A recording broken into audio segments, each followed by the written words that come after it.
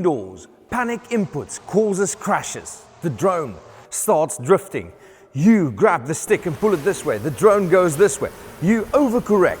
And this sequence of events turn into a crash, into a wall, into a ceiling, or something else that's in the way. We're going to train your hands to make sure that this doesn't happen to you. But to do that, we need to go outside to an open area, something like this, where there are no obstacles, no pressure, and just a place where you can practice safely. We're going to do 4 exercises before we go inside. The first exercise that we're going to do is individual stick control. As you all know, the left stick makes the drone go up and down. The right stick makes the drone go forwards and backwards. We're going to practice this with individual sticks over here.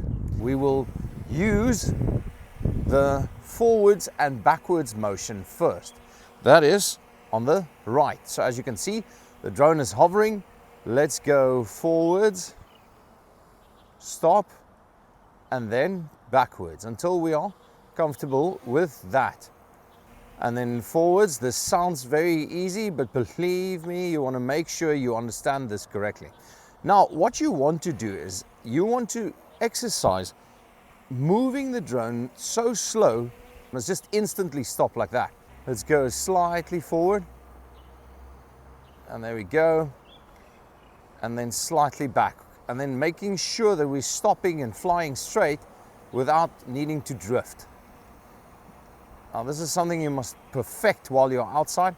Now the next one that we're going to do is going up and down. So we will use the left stick over here for that.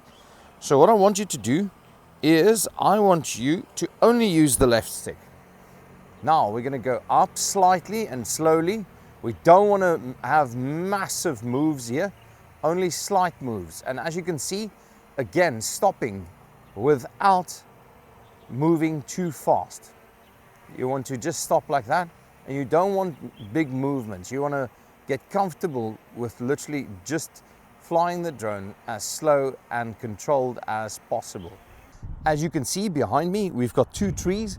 We're going to fly between those trees to make sure that we understand how to fly and then come back. This will be a great exercise for indoors, as you will learn how to avoid any obstacle that you encounter when you are flying indoors. So let's go, let me show you. Take off. Home point updated. Okay, there we go. Small movement. Go between the trees and then forward. That's good, there we go. And turn around and come outside. And repeat this a couple of times so that you can make sure that you have this under control. There we go, at our starting point. There we go, slow movements, very soft, slowly, slowly. You will think this looks easy, but in the beginning this can be quite hard, but it becomes easier as you go. Main thing that I want to say is try and keep it at the same height. Try and keep it slow. Because the big thing that you need to understand is that you can speed any footage up while editing the video later. It's better actually to fly slower. Whoa, not like that. Just go slow. Keep it at the same height. When you go up and down, you don't want to go up and down too much.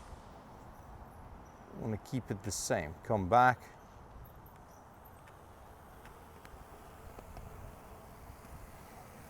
Flying nose in. What that means is the camera of the drone or the front of the drone is pointing towards you as the pilot, which means everything is turned the other way. How are we going to practice this? Updated. So you're going to get the drone to hover right in front of you, preferably above a line, as you can see here. Then what you want to do is you want to take the drone out far enough so that you can practice holding it there, but practice flying slowly. As you can see, I'm doing very little drone or very little stick movement. As you can see, it goes left and it goes right, and then turn around. Turn the drone around by pressing the left stick, hover in place and turn around, and then as the camera faces towards you, learn to fly towards you and keeping the drone on that line, exactly like that. That will teach you how to keep it stable and how to keep it straight.